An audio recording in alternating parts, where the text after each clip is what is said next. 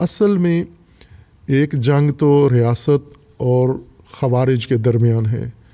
یا پاکستانی قوم کے ساتھ ان متشدد طبقوں کی جنگ ہے،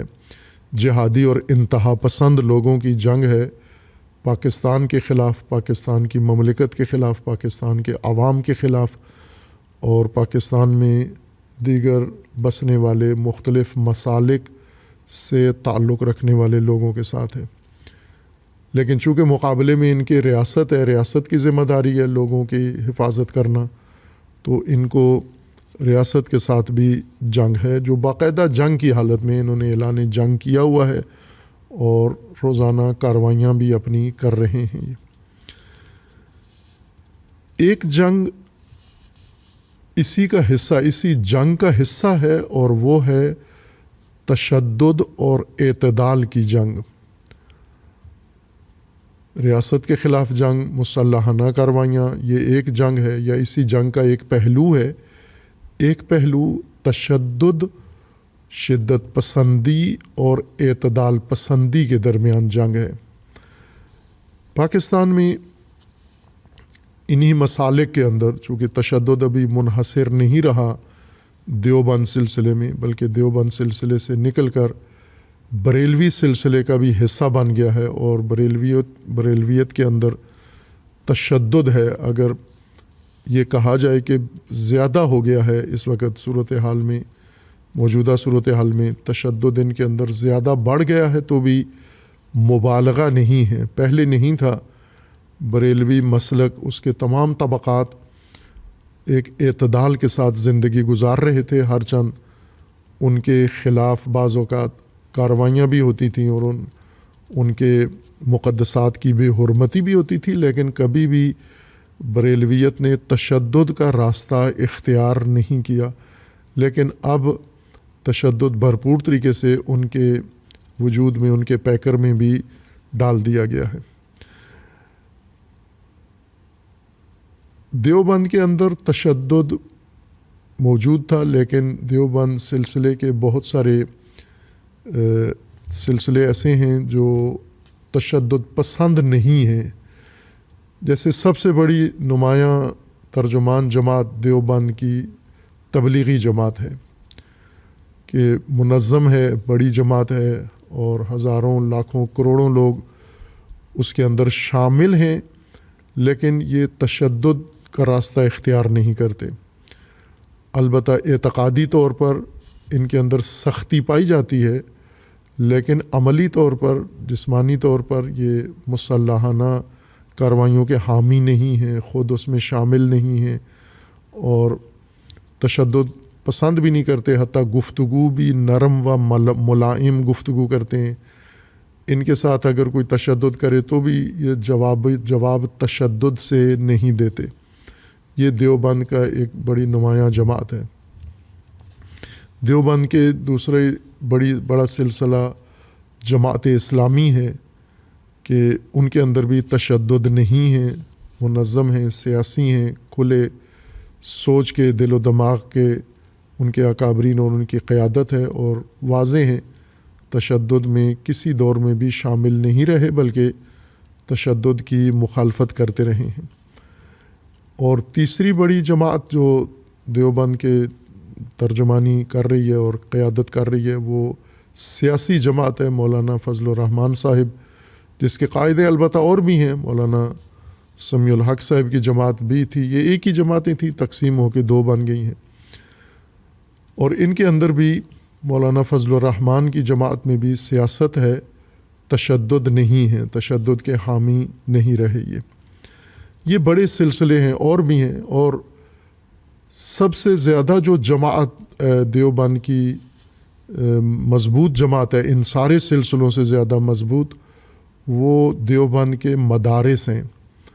جو منظم ہیں، اور ان کے اندر بھرپور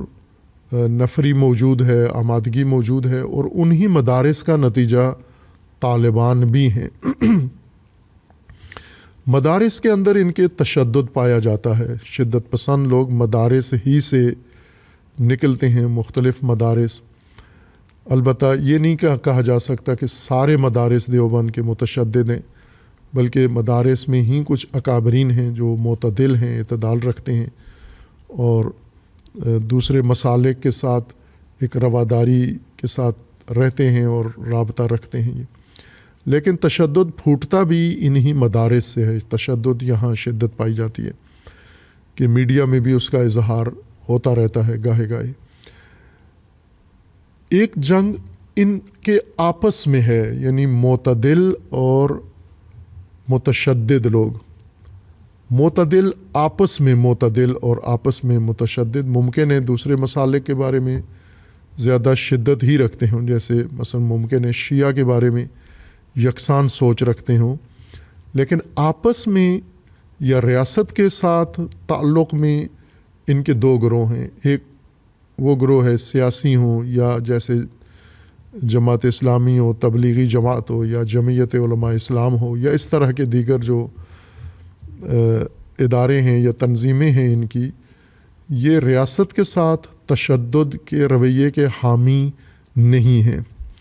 لیکن کچھ لوگ ان کے اندر ایسے ہیں جو ریاست کے مقابلے میں تشدد کے حامی ہیں، دوسرے مسالک کے خلاف تشدد کے حامی ہیں۔ ایک جنگ ان کی آپس میں ہے۔ جو متشدد طبقہ ہے اس نے جماعت دیوبند کے اکابرین و قیادت کو اپنے دباؤ میں رکھا ہوا ہے۔ مثلا دیوبند علماء جو وحدت کے خواہاں ہیں، وحدت کے حامی ہیں، وحدت مسلمین کے حامی ہیں، وحدت امت کے حامی ہیں اور صدق دل سے حامی ہیں، متشدد طبقے کے سامنے وہ مغلوب ہیں اور یہ متشدد طبقہ انہیں وحدت کے عمل میں شرکت کی اجازت نہیں دیتا، اور یہ علماء اگر انہیں تشدد پسند طبقہ آزاد چھوڑے، دباؤ نہ ڈالے، دھمکیاں نہ دے، جس طرح سے ابھی انہوں نے مفتی ادریس صاحب کو شہید کر دیا ہے، اس طرح کے پیغامات انہوں نے سب لوگوں کو دیے ہوئے ہیں۔ جو بھی وحدت کی بات کرتا ہے، جس کا دوسرے مسالک کے بارے میں نرم رویہ ہے، جو دوسرے مسالک کو بھی مسلمان سمجھتا ہے، یہ متشدد طبقہ ان کے خلاف ہو جاتا ہے اور انہیں دھمکیاں دیتا ہے، اور چونکہ ان کے ہاتھ خون میں رنگین ہیں متشدد طبقے کے، لہٰذا وہ ٹلتے نہیں ہیں۔ اور متشدد طبقہ یہ خوارج ایک وہ لوگ ہیں جو افغانستان میں مقیم ہیں اور پاکستان پر حملہ ور ہوتے ہیں، ریاست پر حملہ ور ہوتے ہیں، افواج پر، پولیس پر اور علماء پر، حتیٰ اپنے ہی مکتب اور اپنے ہی مسلک کے ان علماء پر حملہ ور ہوتے ہیں جو فکری طور پر ان کے ساتھ ہم آہنگ نہیں ہیں۔ اور ایک انہی جیسا متشدد طبقہ افغانستان میں نہیں، پاکستان میں مقیم ہے، پاکستان کے ہر شہر میں مقیم ہے، چاروں صوبوں میں، بلکہ پاکستان کے چاروں صوبوں کے علاوہ جو باقی 2 علاقے ہیں جیسے گلگت بلتستان اور آزاد کشمیر، ان میں بھی مقیم ہے یہ طبقہ، متشدد طبقہ، جو پاکستان کے اندر موجود معتدل، وحدت پسند اور اعتدال پسند علماء کو دباؤ میں رکھے ہوئے ہیں، وہ پاکستان کے اندر مقیم ہیں۔ متشدد تنظیمیں کہ آئے دن اگر کوئی شخص کوئی بھی اظہار کرے تو اس کے خلاف شدت سے اٹھ کھڑے ہوتے ہیں اور اسے اسلام سے خارج قرار دے کے اسے توبہ کرنے پر مجبور کرتے ہیں، جس کی ایک بڑی مثال مرحوم مفتی رفیع عثمانی صاحب تھے کہ انہوں نے اپنی وفات سے کچھ دن پہلے یا کچھ مہینہ پہلے محرم کی آمد پر خطبہ جمعہ میں یہ اظہار کیا تھا کہ محرم آ رہا ہے اور اس محرم میں شیعہ عزاداری کرتے ہیں اور شیعہ ہمارے مسلمان بھائی ہیں، ہم سب نے مل کے پاکستان بنایا ہے اور ہم نے اس میں رواداری کے ساتھ رہنا ہے۔ 3 دن بعد انہوں نے باقاعدہ بیانیے اطلاعیے کے ذریعے سے اپنا یہ بیان واپس لے لیا کہ شیعہ کے بارے میں جو میں نے اظہار کیا کہ وہ ہمارے مسلمان بھائی ہیں، یہ درست نہیں ہے۔ یہ دباؤ تھا ان کے اوپر متشدد طبقے کی طرف سے۔ یہ وہ خوارج نہیں ہیں جو افغانستان میں تھے، یہ وہ خوارج ہیں جو کراچی میں تھے اور جنہوں نے ان کے اوپر دباؤ ڈالا، اور وہ خوارج جو پنجاب میں موجود ہیں، اور یہ وہ خوارج ہیں جو ریاست کے دوست ہیں۔ ریاست ان خوارج کو، بھائی کہ یہ خوارج ہونے کے لحاظ سے وہی کوئی فرق نہیں ہے افغانستان میں مقیم متشدد خوارج اور کراچی پنجاب اور باقی علاقوں میں مقیم خوارج میں کوئی فرق نہیں ہے. لیکن ہماری ریاستی پالیسیاں ایسی ہوتی ہیں کہ یہ ہمیشہ گڈ طالبان اور بیڈ طالبان فرق رکھتے ہیں. گڈ خوارج اور بیڈ خوارج آج بھی ہے. گڈ خوارج ان کے ساتھ بیٹھے ہوتے ہیں, ان کی میٹنگوں میں ہوتے ہیں, ان کو کمیٹیوں میں لیتے ہیں, احترام کرتے ہیں, پروٹوکول دیتے ہیں, ان کو پروگراموں کی اجازت دیتے ہیں. اور بیڈ خوارج جو افغانستان سے آتے ہیں انہیں تحمل نہیں کیا جاتا. بہرکیف ریاستی پالیسیوں میں اصلاح کی ضرورت ہے کہ تفکر اگر خارجی تفکر ہے تو ایسا شخص آج نہیں تو کل ضرور اقدام کرے گا, جارحیت کرے گا اور مفتی ادریس صاحب جیسی کسی شخصیت کو نشانہ بنائے گا اپنے ہی مسلک کی, جو ان جیسی سوچ نہیں رکھتے, جو ریاست کے بارے میں نرم لہجہ اختیار کرتے ہیں یا دیگر مسالک کے بارے میں, مثلا جو بریلوی طبقے کو مسلمان سمجھتے ہیں یا جو شیعہ کو مسلمان سمجھتے ہیں, یہ ان کے قتل کا باقاعدہ فتویٰ دیتے ہیں. اتنا تشدد ان کے اندر پایا جاتا ہے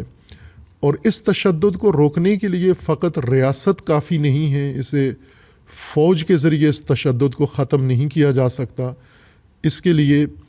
علماء کو اور انہی اکابرین قائدین کو اقدام کرنا ہوگا. یعنی آج جب کہ جناب مولانا فضل الرحمن صاحب کے ایک سرکردہ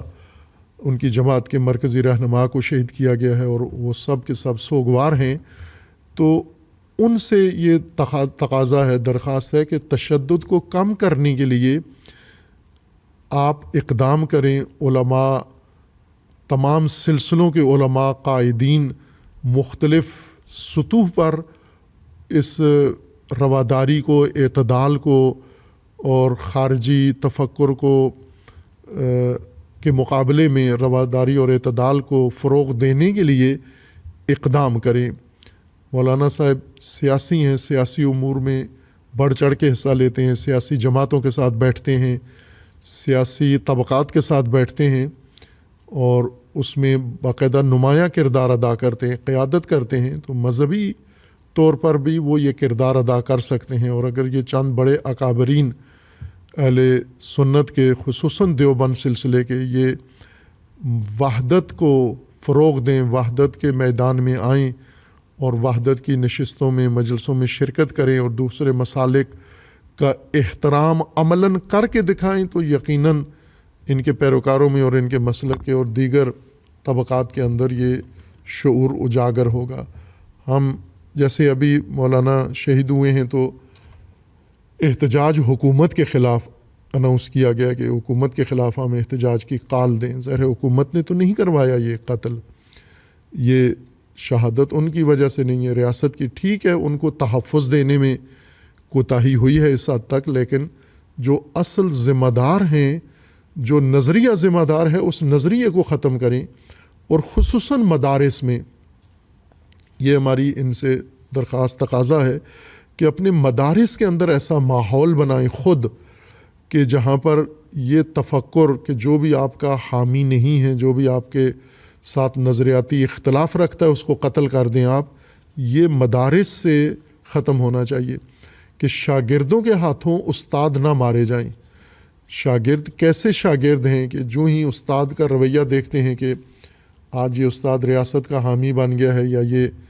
مختلف مذاہب کا احترام کر رہا ہے, تو شاگرد اٹھ کے استاد کو حملہ کر دے. ظاہر خوارج جن کو طالبان کہا جاتا ہے, وہ افغانستان میں ہوں یا پاکستان میں ہوں, انہی علماء کے شاگرد ہیں, انہی مدارس میں انہوں نے پڑھا ہے. اور مدارس کے اندر اعتدال قائم کرنا بہت ضروری ہے.